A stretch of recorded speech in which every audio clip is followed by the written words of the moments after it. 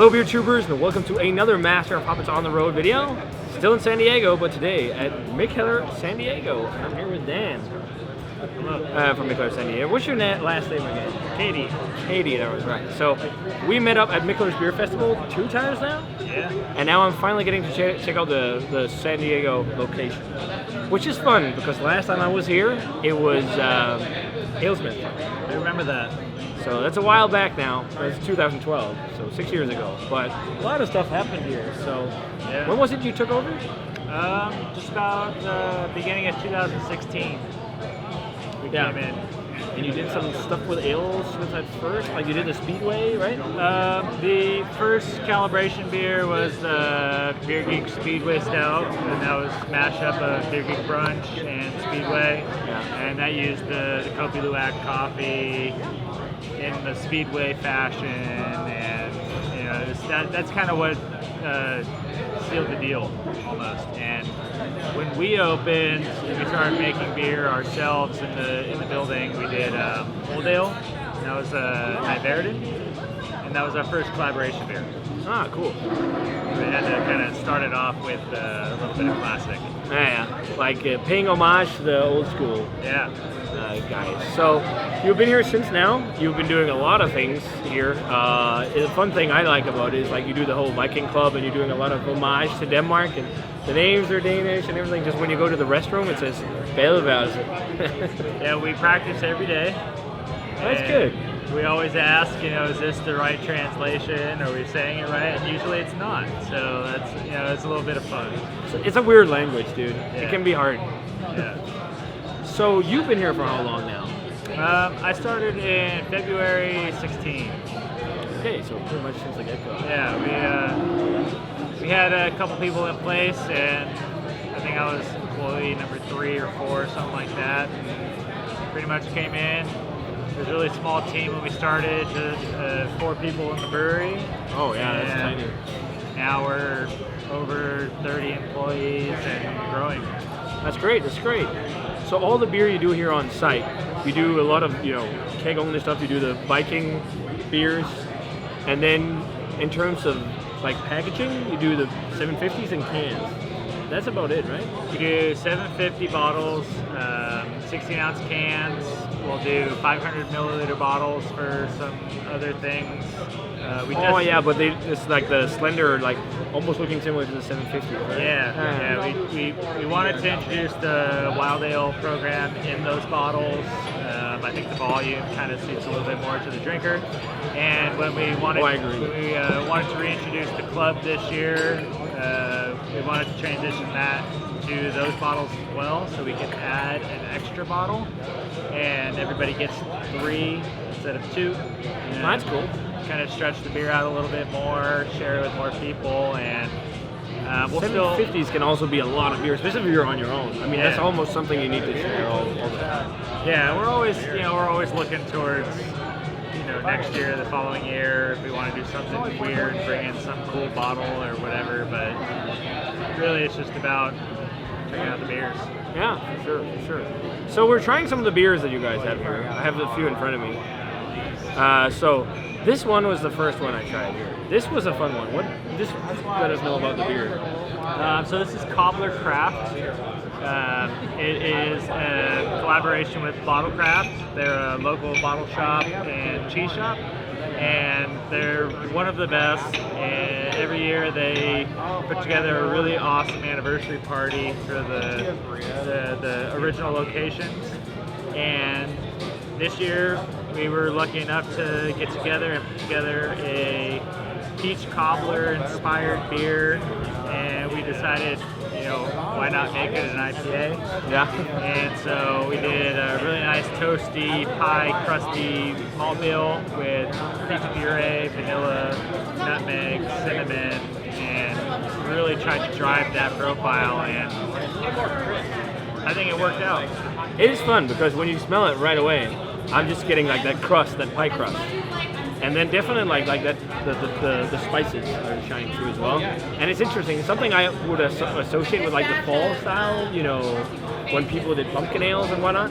But the play on the hops and the fruit works together quite well. Yeah, we did Citra and Mosaic, a little bit of Simcoe, just to drive that sweet fruit, that tropical kind of profile, but keep it nice and round with no pine, no sharp edges or anything like that. Yeah, pine would be weird. Like any of the sharp edges would be weird, but it's fun with like the jamminess of the fruit. I mean, it's like pie filling with crust in terms of flavor, or cobbler, which is technically not really a pie, is it? No, it's like with a crusty. To the purist, it's not pie. Yeah. Well, I'm no pie expert, but it tastes similar to a cobbler. It's a really fun beer.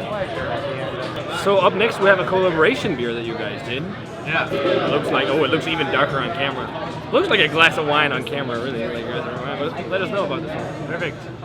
This was a fun beer. It's called Snuggle Bus, and it's a collaboration with Upland Brewing out of Bloomington, Indiana. They're famous for their wild beer program, and they've always been a really great inspiration for me. We had the opportunity to get together and talk shop. We went to a local barbecue joint and had way too much barbecue, a bunch of beers. It was total fun, and we ended up with this wacky idea where we would brew the same beer at each brewery, age with our house culture in our barrels, and then when ready, we would blend and then exchange locally grown grapes. So we procured San Diego grown Malbec, whole on the cluster, threw them in buckets, froze it, and sent it on a truck to them. They sent back Chambertin, which is a red varietal usually used in French blends and really popular out in Indiana as far as the crop goes. And as soon as we got it, we threw it in the tank, let it macerate just about 3 months. I went and rented a crusher destemmer from the local shop, and just 5 pounds at a time. We did 500 pounds. That must have been a long day. It was a long day, and it was fun. It was humbling, and I feel like a winemaker. And I'm really happy with it. It's kind of the direction I want to drive grape beers. It's big, it's jammy, it's rich. It's very jammy. It's got like earthy bark tone to it. I'm getting hints of vanilla to it as well. It was half of the barrels were French oak, half of the barrels were American oak, all red wine, and really nice like border between Flanders red and dark sour kind of base beer. And I mean, if you like it's got like the Flanders red type notes with the sourness, all the dark fruit and everything. But like also it really reminds me of drinking like red wine. I think this is a beer that it will be fun to introduce to wine people as well. And it's alcohol-wise, this could get you in trouble. I mean, it's a big, robust sour, but you don't taste the alcohol whatsoever, like, being that high. Yeah. But yeah, I think it's fun when people do this, like mixing beer and wine traditions. I've heard the big thing right now is doing like what do they call it, root IPAs, where they do like the whole white wine champagne IPA type thing. But I think it's cool, and it's tasty. Very good. It tastes like a hybrid between like a red wine, as you said, like the whole Flanders sour, something along those lines. Yeah, but ever since we really started digging into the program here, I really wanted to keep the thread of great beers. I've got family up in Napa, wine country, North California, and so we've got a really great region down in San Diego growing great red varietals, some really great white Chardonnay, Sauv Blanc, stuff like that. And pretty much since we opened, we've done an annual great beer, and they've evolved over time. And we were lucky enough to do an IPA with Riesling this year, so that was a lot of fun. Oh yeah, Mikkeller's done a couple of those, like Riesling IPAs, I think. I think one of the latest I had was the hazy one that was done in Europe. The name just escapes me. They did it with like either I think it was Riesling grapes. It's like a New England IPA done at the Port in Belgium. Yeah, that was inspired by one of our beers. It was. Yeah, That's we did. funny. It was called. Oh shit! What was it called? Too many names. Too many names. We did like 100 beers last year. Yeah. And I see labels on the wall that we like stuck to the wall, and I'm like, I don't remember that beer at all. Must have been good.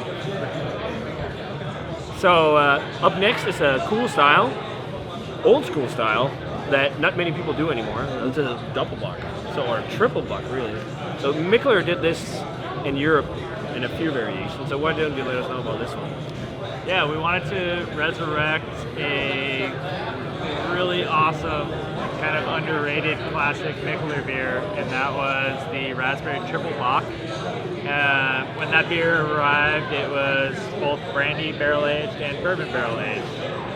And we had never tried it.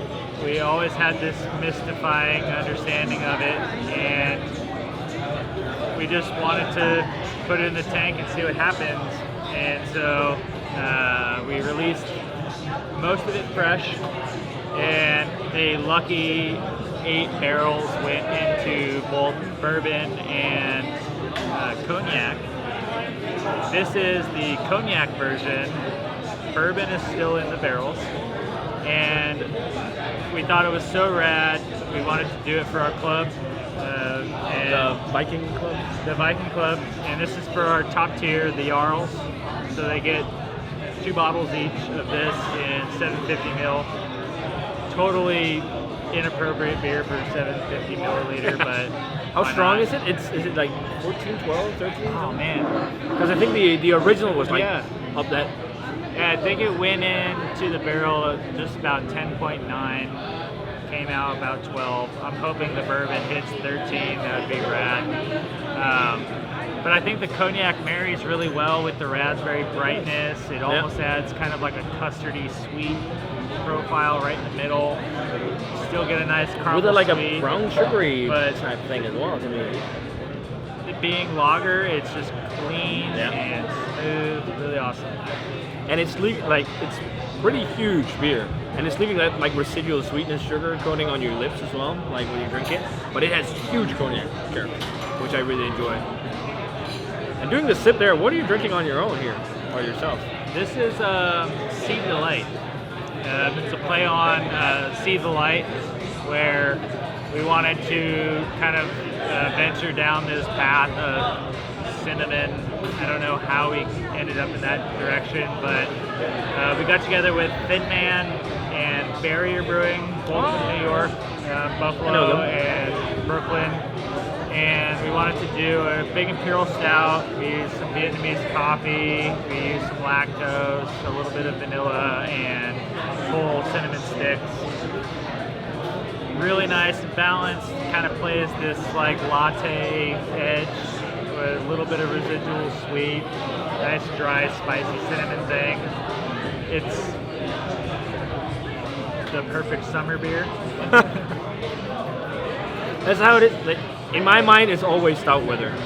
Always. You just don't need to drink a pint of it all the time. No, it's a pint of stout. No, that's too much. But having a glass of that, like a beer, same with like this is also not what people would categorize as a summer beer, even though it's in the lager style. But I like how it's big on the like the raspberry, and then it has all those classic like double buck like notes, like all the like nuttiness and caramel, toffee, and then like a huge cognac character. But it does remind me a lot of the original triple bock, and I reviewed that like years ago. Yeah. When it came out first from. I'm really happy with how much raspberry stuck around. Yeah, and also how well it works, because often with at least darker beers in my mind, or maybe stouts, the raspberry can be a bit off on it, but I think it maybe pairs well, more well with this style, because you don't have all that roasting. It pairs well with like the sweetness of like the as I said, like the caramel and the toffee and kind of like breadiness as well. Yeah. It's funny that you decided to do that one over here. Also because double buck is not a popular style really anymore. No. So Who makes? if anybody makes lager, it's Pils. Yeah. We've been pushing to make it again, so hopefully, cross our fingers. So the final one here, I actually have a can of at home, but now I get to try it on draft because this made it. That's the cool thing though, because a lot of the releases you guys do, they make it over to Europe, and with the IPAs, really fresh too. But this one, as you see, is not an IPA. So this is, well, it's Mikkeller X, one of the most famous beers, like small batch beers he did back in the day. But this is the San Diego version. This is the brandy barrel aged version, and this is 15%. So big. Why don't you give us a rundown on this one? This must have been a hard beer to brew. This was a long brew day. I bet. It was probably about 12 hours total from start to finish. Huge overflowing mash tun. Big mess. Barely any work. And a ton of brown sugar. And we just boiled and boiled and boiled. And every hour we added more brown sugar and more brown sugar. But we also added more hops and more hops. So the basic gist of the beer was just big, burly, sweet, bitter, just all crammed into one. And at the height of fermentation, another 200 pounds of sugar. And then at the halfway point, another 200 pounds of sugar. So we just kept feeding this thing, and once it was finally done, we brought in some really cool whiskey barrels and brandy barrels, split the beer. A lucky 52 gallons made its way into some really peaty Scotch barrel. That sounds really cool. Still unreleased. But we thought after almost 2 years in the barrel, it was time to come out. And so what better way than to put it in a can? You know, like the whole canning thing and stouts, a lot of people think it's weird, but I mean, it's a good preservative for the beer. A lot of people associate beers like, and I think it's also fun because it's a little bit breaking with the norm, because everyone who does these stouts like this, bottles and wax, or at least maybe more so in the past. So, but hey, paying homage to almost like the old school guys doing the can. It reminds me of like when they put out, what's it called? 1050 in the huge tall boys barrel aged. Like a 20-ounce can. That was fun. And this is what, 16-ounce cans? Both 16-ounce, big. The brandy barrel and the whiskey barrel came out at the same time. Packaged on the same day, so it's a really cool snapshot of the barrel in time, in place, and it's a very good beer. It is huge, it is thick, and it loads of residual sugar on there, and then big brandy character, which is very nice. It's like almost got like a molasses sweet kind of flavor, and I think that might come from the sugar, because you said like also like almost like a mint edge. But yeah, it's a huge beer and like big malt sweetness. Like if you don't like hefty malty beers, this might not be for you. But I think it's good. It's like one of the kind of like extreme style stout, which it was back in the day as well.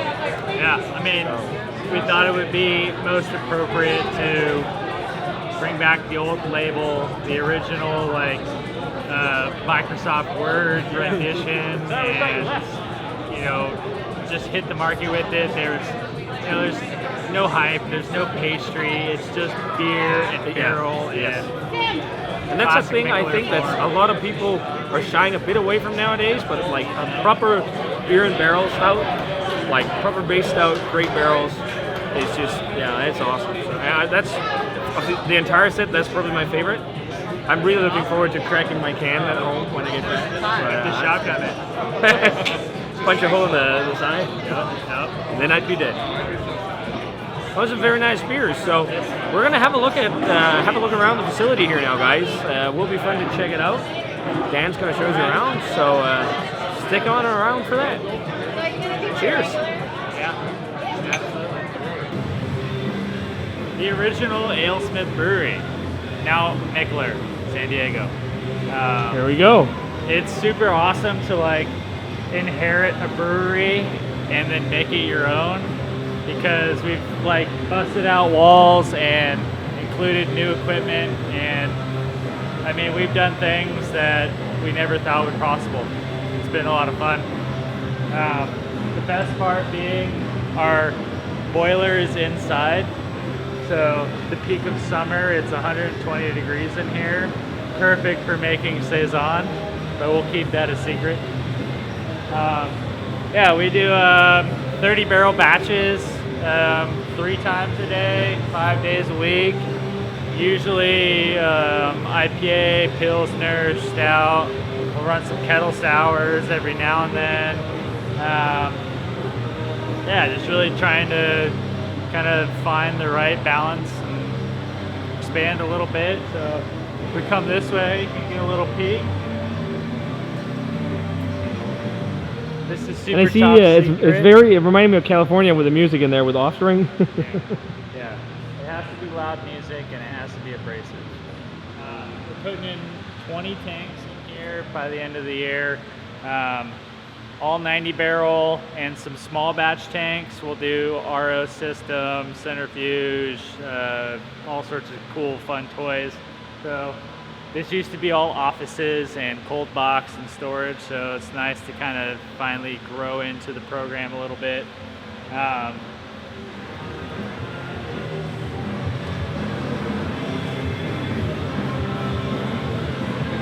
We've got 15 fermenters in this room.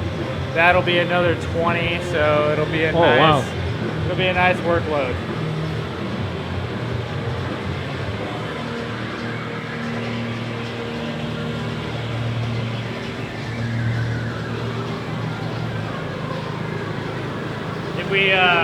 If we look down the hall, when AleSmith first took over the building, it was a little tiny brew house in the corner and a ton of open space.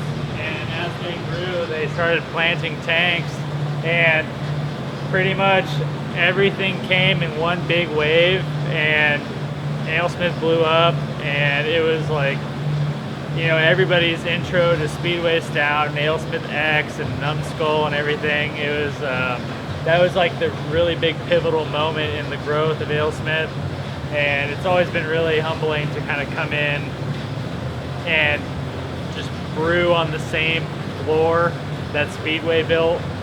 And it's pretty. It must be very cool. I mean, it's a historic beer over here. You know, not just here, just in Europe and even to the day. I mean, it's like everybody, all the new employees that come in, we're like, all right, first rule, this is the house that Speedway built.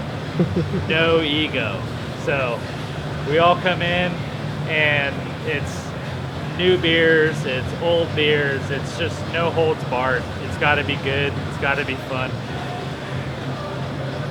All right, so when we took over the location, it was all warehouse and offices and dry storage and malt and all this stuff. So we started blowing out walls. We had to stretch the legs out a little bit.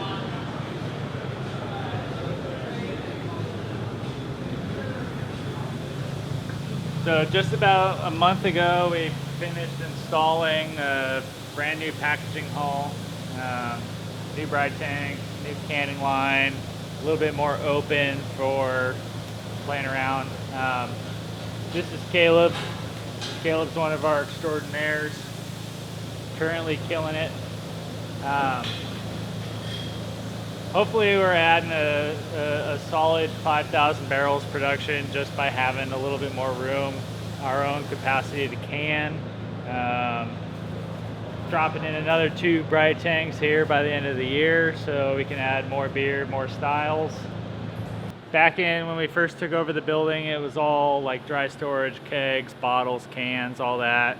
All of our malt was stored in this room, shelves and all that, so it made a lot of sense to move our barrels into this room down here.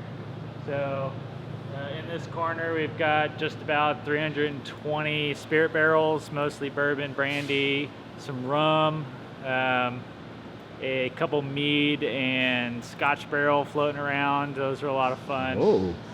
We've kept everything nice and tight and organized for now. We're looking to fill the rest of the space out with more beer, different barrels, maybe some large format stuff, and really kind of drive that program. I mean, there's such a nice eclectic group of base beers that any given day we can go in, have some fun, taste some things, really see what is happening. Got some wild beers going as well. Those are a lot of fun. Probably check those out a little bit. Mostly red wine, white wine. We've dabbled a little bit in some port, some brandy barrel-aged stuff. But I think it'd be fun to bring in some like really eclectic things, some like bitters or vanilla. Oh yeah, or something cool like that. I had one of my first sours aged in bitter barrels in New York, and it was very nice, like orange bitter barrels. I think there's a nice profile match there. You know, same along the lines of like saison with gins. It sings. It's harmonious, and it's a little bit of fun. The most heartbreaking transaction we ever had was trying to import some Grand Marnier barrels. They were 500-liter casks. The importer had no idea what they were. They thought it was a bomb threat. It was like a 4-month-long process. Oh. And by the time they finally got to us, it was like dry, and we had to resurrect these things. And when we cracked the bung open, it was orangey, spirity goodness. It was wonderful. So I think we have the only Grand Marnier barrels in the area. Cross our fingers. But that doesn't mean shit. We're just making beer. But we're having fun while we're doing it. So that's great. The fun part is also very important. I mean, and then make the styles you like to make. Do them as good as you can, and Imperial Stout, barley wine, sour beer. So what about the malt storage? Is that moved off-site, or? Yeah, all of our dry storage is across the street. We've got a big warehouse, just about 30,000 square feet here, and another 12,000 square feet of dry storage for all of our packaged goods, all of our empty packaging materials, all of our malt, hops, all that stuff. So it's allowed us a little bit of flexibility, you know, putting in new equipment here, kind of increasing the workflow standard a little bit, making everybody's lives a little easier. That's very nice. Well, it's a very nice spot, but way different from what I remember in the past. Very different. I mean, just less than a year ago, there was a giant wall right here. Yeah, okay. That you had to like walk all the way around the building, and then there's, you know, nice tight corners that you had to stack everything nice and neat. And I don't know, it's been the last, I don't know, 6 to 9 months or so as we've started to like really dive into the construction and the demo of everything. It's, you know, it's really opened up the area, and so I look forward to the next 6 months when, you know, the improvements are made and the transition is almost final, and we start looking on to the next project. For sure, man. I understand. It must be very cool to be in a facility as well with this kind of growth and all these things happening at the same time. Yeah, it's definitely a little bit of grassroots inspired. You know, it's, you know, we're kind of reintroducing the program in a way to the U.S. and beyond. And our home market is San Diego, and so we want to make sure that we're providing for the local drinkers, the local providers, and really showing, like, you know, we want to do interesting things, we want to do classic things, but everything has to be quality and everything has to make sense. But sometimes things don't make sense, but it's our job to make sure that people understand, like, there are no boundaries with beer. It can have bread, it can have weird fruits, it can be purple, who cares? As long as it doesn't have glitter. I'll say that from the bottom of my heart. I've heard of that trend. I'm glad I didn't come in here and see a glitter beer. Thank you. Well, thanks a ton for showing us around, Dan. This is a very cool spot to visit. And it's fun, especially since I was here in the original site. So a lot of stuff happened here. But seems like you guys are doing a lot of stuff in the future and a lot of cool new things going here. I mean, if you haven't been to Mikkeller San Diego, you should definitely come on down and visit. If you're an OG San Diego Knight, is that what you call you guys here? San Diego-ites? San Diegans. San Diegans? Okay. Yeah. Well, you probably know the spot, and you knew it in the past as AleSmith, but it's worth a shot for sure. Very good beers, and something is really happening here at the moment, so worth a shot for sure. Thanks a ton for taking time out of your schedule, Dan, Thank you. for showing us around and running down some of the beers. It's great. So check them out, guys. Hope you enjoyed this video. We're gonna go probably back into the tasting room now and chill for a bit, and yeah, definitely come on down and check it out. So as always, guys, remember to comment, subscribe, check out this Facebook fan page and Twitter and Instagram and all the social media stuff. Give this video a thumbs up if you enjoyed it, and check out Mikkeller San Diego while you're at it. And we're gonna say cheers. I want to say cheers with my hand because my beer is way over there. Skull. Or skål. And see you guys in another On the Road video. And you guys thought that was it, but we had to jump back because Dan started pulling nails. This is, isn't that what you call it? Pulling nails? Yeah. I thought so. A nice little venture through the barrel house. There's a lot of weird stuff here, and we landed on Scotch Barrel X. Yes. The only barrel that we did. We're still apprehensive to empty it because not a lot of people like Scotch. That's the thing. Or at least smoky Scotch. Really smoky Scotch. Because this was Lafroig Scotch, which is one of the more famous smoked Scotches around, and it is like it's full on smoke on the aroma, like that huge mineral smoke. But for me, it's perfect because I love smoke, and one of my big favorite traditional styles is the German Rauchbier. So this is a different kind of smoke, but man, and the base beer for this was X, which was the one you talked about in the tasting inside. Yeah. So this smells great. I'm gonna have my first sip now.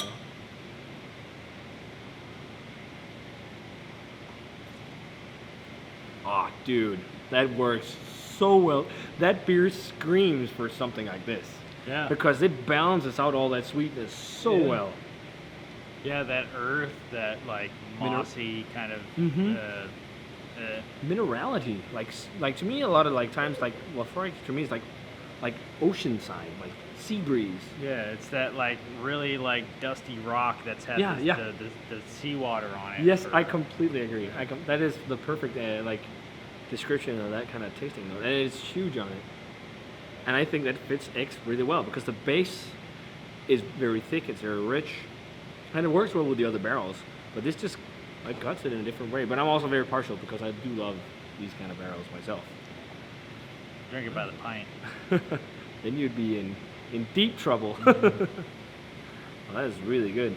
When this carbonates, and you get it in steel kegs, is this something you think we might see at Mikkeller's Festival? I hope Save so. in a keg? That would be cool. So. Yeah, we do probably do 4 kegs or so. We might blend it a little bit with some fresh beer. Just Yeah. we'll do a little portion just barrel, a little portion blended down. But I don't know. I think it'd be a nice like just kick in the pants for people. Yeah. Not just sweet and desserty and everything. You Yeah. get something like this. This is really good. Little bonus there for you guys. This is fun. This is fun. This is just nice because no one does beers like this anymore. Or beers, barrel aging like this. It's rare you see it at least, but I for one really enjoy it. It's a great pairing. So little bonus clip there of something to look forward to, guys. If you're in the San Diego area, I guess. Come down. I'm thinking this is going to stay local, isn't it? Oh yeah. So, got to make the trip. So, cheers and bonus beer. Cheers. See you guys.